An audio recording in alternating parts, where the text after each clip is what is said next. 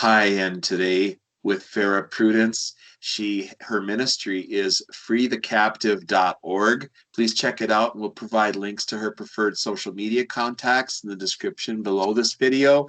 Everyone remembers Farrah was here in Minnesota, in numerous cities, many times. We can't wait to have her back once the endless lockdown is shut down for sure, and we can all get together socially. Right now, we have to be distanced, and so we went online, and you were one of the first people I spoke to when we went online last year because we had a lot to talk about at Christmas time and into last spring. Now we're in over a year of this lockdown.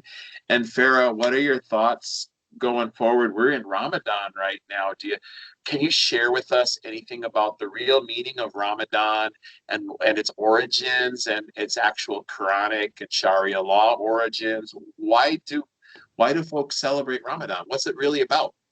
Okay, well, first of all, thank you for having me. According to Islam, Ramadan is the month that the Quran was inspired to Muhammad during this time, which is not exactly accurate because it was inspired to him over a period of many, many years. And I mean, over 20 years is that period. And that's also documented in Islam. But it's also a time that of supposed holiness. And this is a time that before I start talking, I want to tell people that I'm using some terms that you can't take in our definition. Okay. So when I say holiness, you can't take the Judeo-Christian perspective of what holiness is. This is Islamic holiness.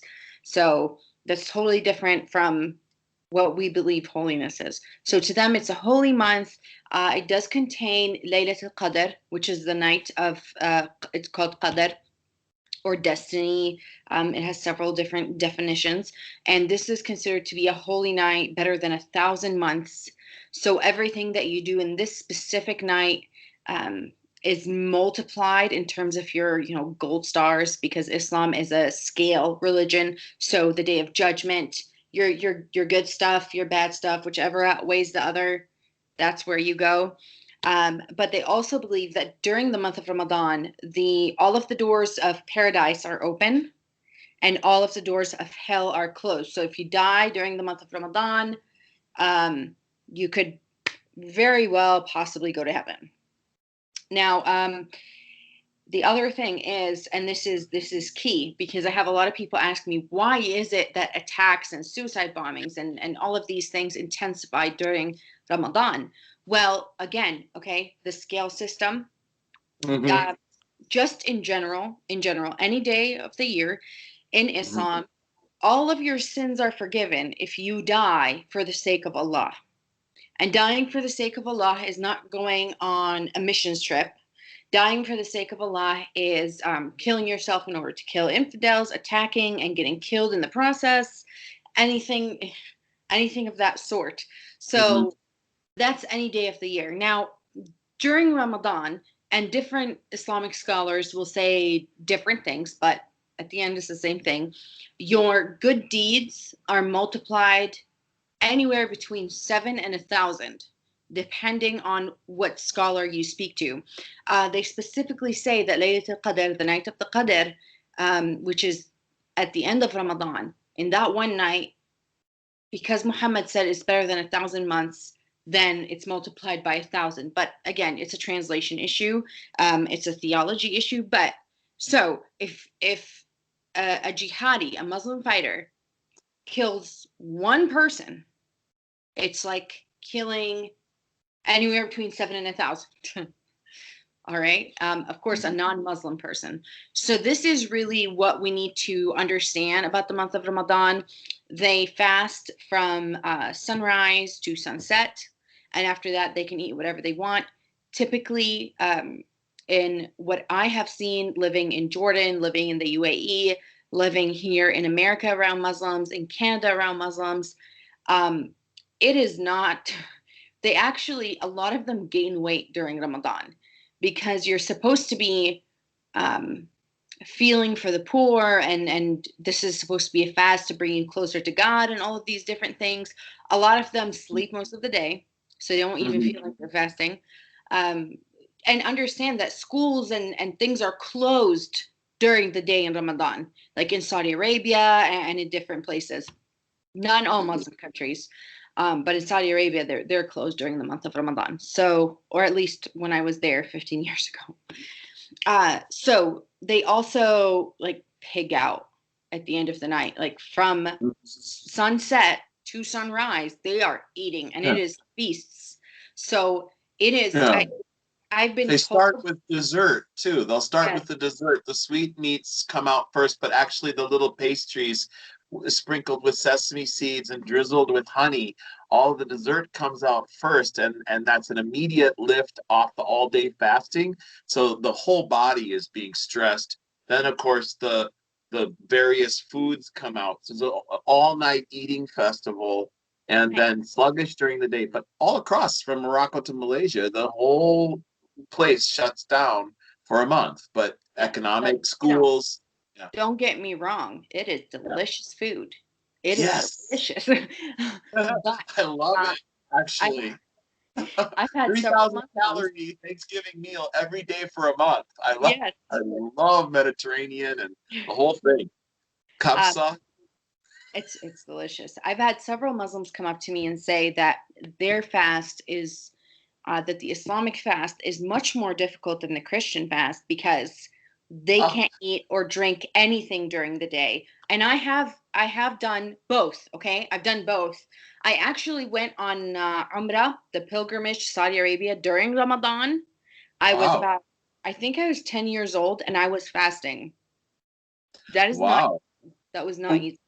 What month of the year was that when you did the Hijrah? Was it in a winter month or a summer month? Because the fasting's more difficult during the summer months when the days are longer. It was. Yeah, in the temperate zone. Because no, I want to say it was spring closer to summer that Ramadan. Oh, similar to this year then. Yeah, something. So I mean, it was hot. Probably two lunar cycles ago in comparison to the Gregorian calendar. So, not asking you how old you are, but I was, I was about, I think I was about 10 years old. Yeah. When I went, and oh man, we went to Medina, we went to Mecca, we went to Ghar Hira. Oh my gosh, I might have said that wrong. I can't remember now. But that's the cave where. For the who don't know Farrah, let's say Farrah is a multilingual person, okay? Not only does she speak ancient Quranic and Sharia era, the Fusha Arabic of the classical Islamic texts. This individual who's speaking to you right now speaks modern Arabic in several forms, several dialects, and she also speaks English fluently, as you can see. So you're talking to an individual who's multilingual, and she's expressing concepts that don't exist in English in English. So she's actually pulling words out of a dead language from 1400 years ago and trying to explicate those for us. So like holy. Yeah. So anyway, people might not know that about you, Farrah, that you're a genius here. Genius. Thank you. We struggle for words. Yeah. Thank you. But Ghar Hira is the cave. It's a cave, basically, and it's up in a mountain. It's not technically in Mecca, I don't think. It's in that vicinity out of Mecca.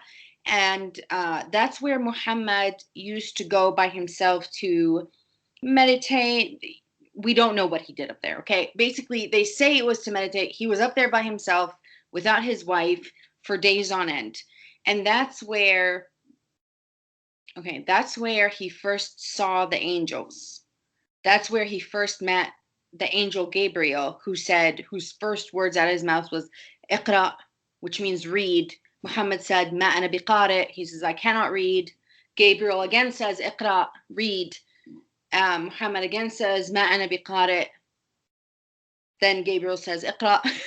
And then Muhammad says, Ma ana biqari. I can't read, because Muhammad was illiterate. He died illiterate. And then Gabriel says, Iqra bi ismi rabbika alladhi khalaq. That's impressive. I remember that. So read in the name of the God that has created. And then it goes on. There's an entire chapter in the Quran that says what Gabriel said. Now, here's the problem with this. There are several problems with this. When you look at it from an Islamic perspective, Islamic records show that Muhammad went home to his first wife, Khadija, who was much older than him and was rich. I don't, whatever, do you? Yeah, not Um, judging. not judging. Everybody's got to buy somehow. Yeah. Um, and he said, Dathirini, Dathirini, which means um, cover me up, but like hold me and cover me up. Like Protect. hold me tight, kind of like when a kid is scared and you want to hold them tight and cover them up. Yeah. And he told her that he saw demons. Right. Okay, Yes. Saw demons. Yeah. exactly. Khadija was part of a heretical Christian sect. She was either Gnostic or Arian or something around one One of of those those heretics. mixtures. Yeah. Yeah. And she told him, "Oh no, no, you did not see demons. You saw angels." Oh. Okay. Now, according to Obviously. I'm just gonna switch over a little bit to Judeo-Christian tradition. When we see in the Old Testament, when we see even in the New Testament, when the angels come to humans, what is the first thing that they say? Do not fear. Do Not not be fear. afraid. Do not be Yes. afraid. I'm an angel of the Lord. They introduce themselves. Now, Yes. apparently, thousands and thousands of years of Judeo and Christian experiences all of a sudden came to a halt with Muhammad, and Gabriel decided to change it up and say read to somebody who doesn't read. So, and the a lot of scholars, Islamic scholars and non-Islamic scholars, secular scholars, are constantly debating about Muhammad's mental health because he used to. There are records that he used to go into seizures when he received revelations. There are records that show that he may have had epilepsy. There's just it's Yeah. irrelevant because And these the Muslims obsessions are believe in him. yeah, yeah. So The obsessions he had with bodily fluids and let's not be disgusting, but there's a lot of references to how you're supposed to do this and that with regards to personal hygiene, and down to the exact number of pebbles, right? But yeah, we don't want to be so gross. But so is this part of the tradition of Ramadan? Because, like you said before, we know that these texts were modified and changed as Allah changed his mind and came down with a new deal, and would sort of Allah would have a new revelation to Muhammad, and then all of those little rules would change. So it wasn't just 1 month of Ramadan. Isn't it more like the battle of Abu Bakr al-Siddiq with I think that was the general. But when they were welcomed to Medina, wasn't there a massacre that occurred? And isn't this a celebration? afterwards, But afterwards. So later, that's what I want to tell your viewers is don't get caught up with the scholars and the people that are like, did he have epilepsy? Did he see demons? It's irrelevant because right? you're talking to people who believe in him as a prophet. So focus on that, Sure. because there's nothing you can say about that aspect of it that's going to change their minds. That's just Right. you're wasting your time. I was a Muslim. I know what Document. I'm talking about. You're talking about the original source materials. You're talking about the documents, what can be verified according Yes. to the codification of the rules that Muhammad brought that were transmitted to him through Gabriel or Allah or revelations in a cave, Yes. whatnot. We're not casting aspersions No. on Muhammad the man. No, and I always use Islam to go after Islam because you don't need anything else. Islam in and out of itself, it disproves itself. Um, it attacks its own self. Now, in terms of what you were talking about with the Quran came over a span of many, many years. Muhammad first started in Mecca, which was not called Mecca at the time. It was called Quraysh. And at that time, about 11 to 13 years, he was preaching an incredibly peaceful religion, monotheist, and keep in mind that the people that lived there were polytheists, so they were pretty tolerant because they had to, because everybody had a million gods. So um, Right. now, when his numbers increased and he immigrated to get out of persecution from Mecca to Medina, When his numbers became higher, when he got more force, when he got more money, that's when the violent stuff started to come about. And then Farrah, yeah, the Medina sorry, verses, sorry, the you're Medina saying verses nullified the Mecca verses. So there's a concept of abrogation in the Quran that people need to keep in mind when they're reading it. Sorry, go ahead. so.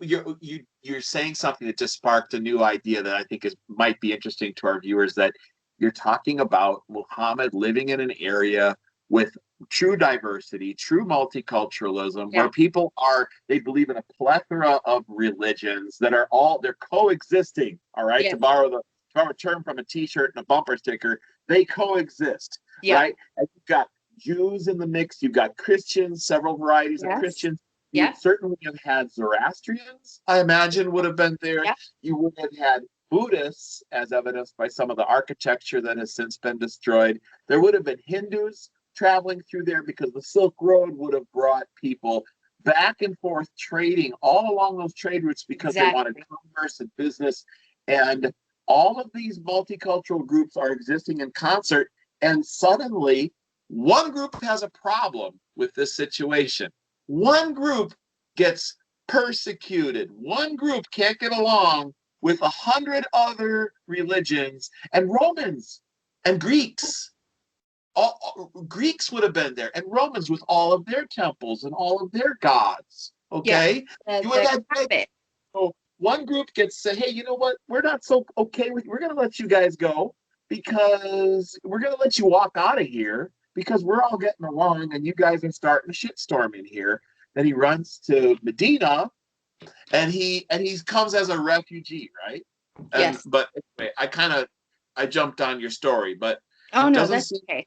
like much zakat is going on when you can't be generous with all these multicultures and you can't get along. You introduce problems where you go. So This is what happened. Okay, the polytheists, the Quraysh people, they didn't have a problem with Muhammad preaching his religion whatsoever. Did they mock him, make fun of him? Some of them did. That does not constitute persecution.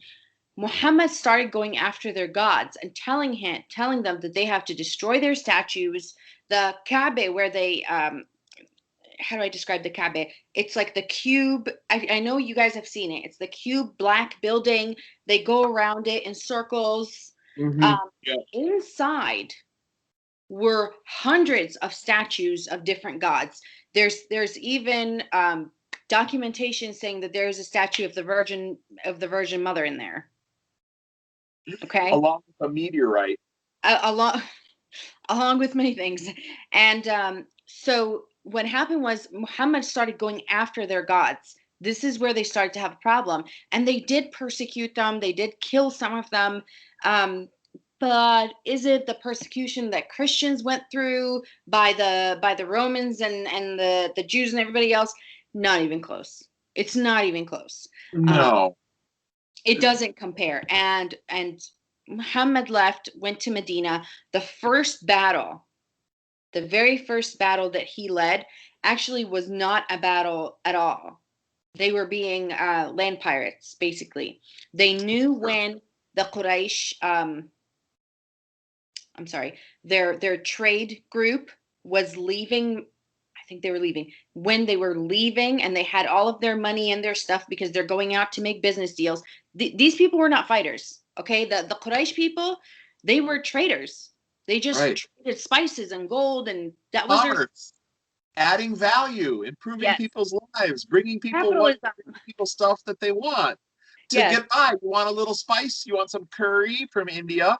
You want yep, some cumin, right? yep, You want some of that the all of the spices. I mean, yeah. all the So, spice road, the silk road, clothing from other countries, some garments of silk, yeah, cotton, wool, something you can't make in your area. You're trading with other civilizations, you're interacting. People are coming, people are going freely. yeah. Um, yeah.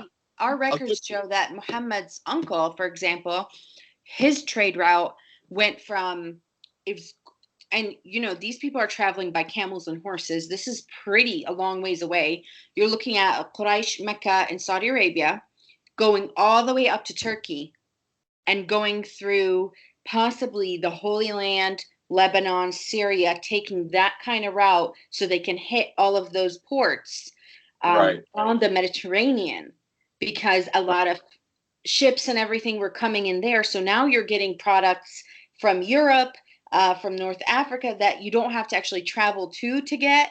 They Mhm. were pretty smart people. Anyways, sorry, I Yeah, digress.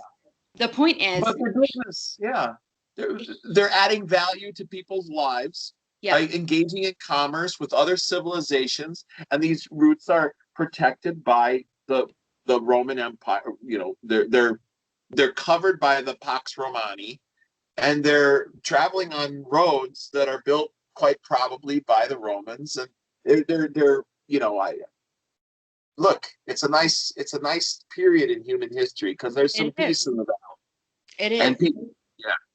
And so they attacked this specific envoy, if you will.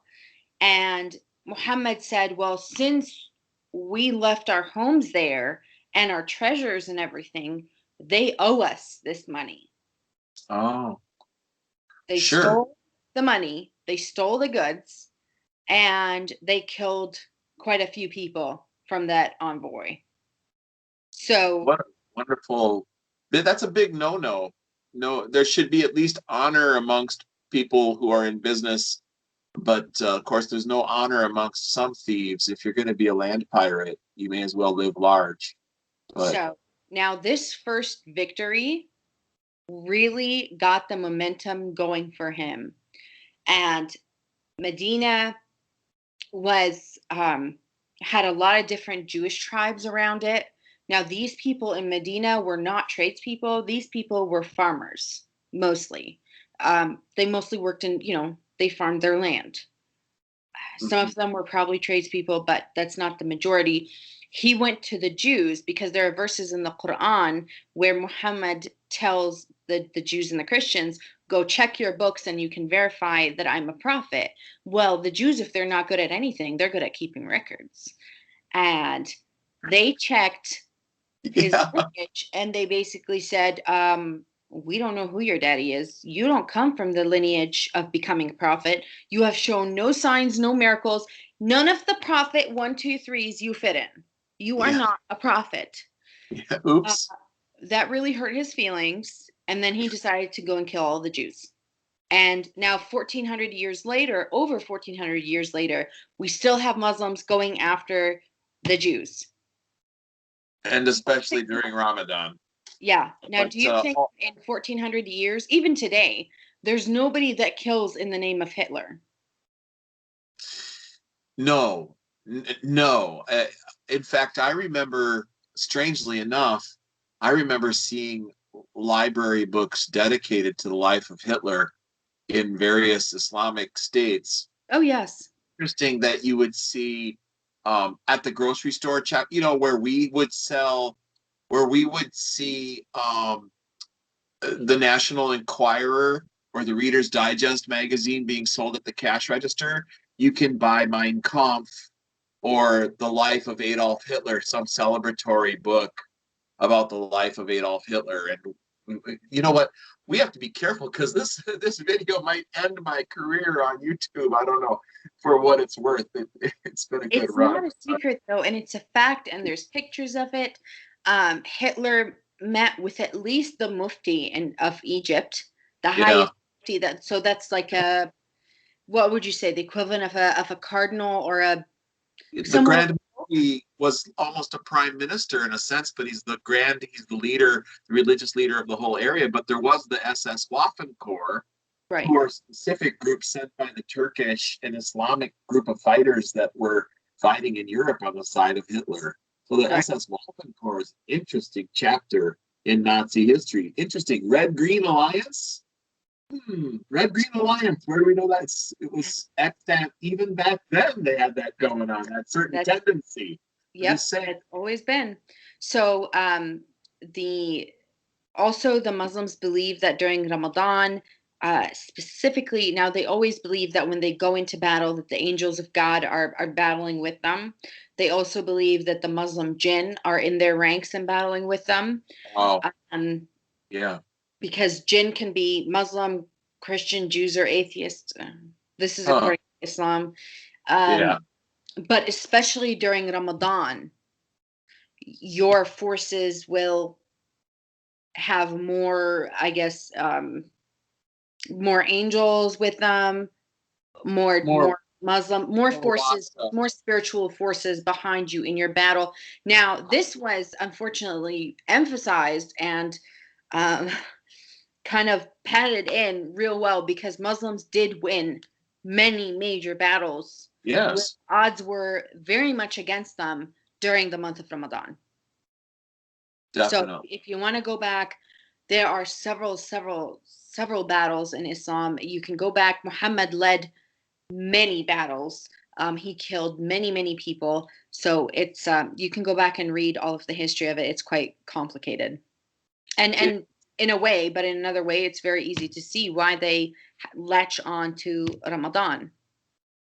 oh, definitely, because you would have more, maybe also you would have fighters who are probably more willing to die during the month of Ramadan in the defense of Islam than during other times of the year. So Yes. if you're going to go into battle, you've got that extra plate of armor, and even if you do die, you're going to go to heaven, and you'll have some Jewish women and Christian women that you can fool around. That whole concept of paradise and sex slaves is an interesting concept of paradise for any religion. I don't think there's any religion on earth. I can't think of any. I mean, I've tried to struggle through the Upanishads. I've tried to read into Druze and all kind. I've read into some African animistic traditions. I don't think there's any other tradition of paradise that offers you uh, that kind of slave in the afterlife in No. terms of. And I'm just pulling up one of my favorite things that is said about Islam. It's by Saint Thomas Aquinas. Have you ever read that? His perspective of Islam. I haven't. Share it by all Oh, means. okay. Sorry. Let me pull it up. I don't know how it just went to a Muslim website. I'm not asking you. Um, Yeah, everything goes the wrong way when you search for something Islamic. Everything. They've got the Google machines, the YouTubes are all under that control. It all goes the wrong way. oh my gosh, let me. Okay, we could talk about something else as I'm trying to find. I don't. This is the first time I haven't pulled it up in a few Well, years because I have it saved somewhere, but this is the first time I've tried to look for it, and it just brings up Islamic websites talking about St. Thomas Aquinas. it, it always goes the wrong way. The algorithms are structured so that you always find the wrong information. Now, I'm wondering if we can segue, if we do a second part, because we're coming up on 30 minutes. If we could transition into that discussion in the second part and talk a little more about that. Because Sure. if we go over 30 minutes, then we're going to be downvoted by the YouTube masters. Yeah, sure. Okay. No problem. All right. We'll come right back with part two.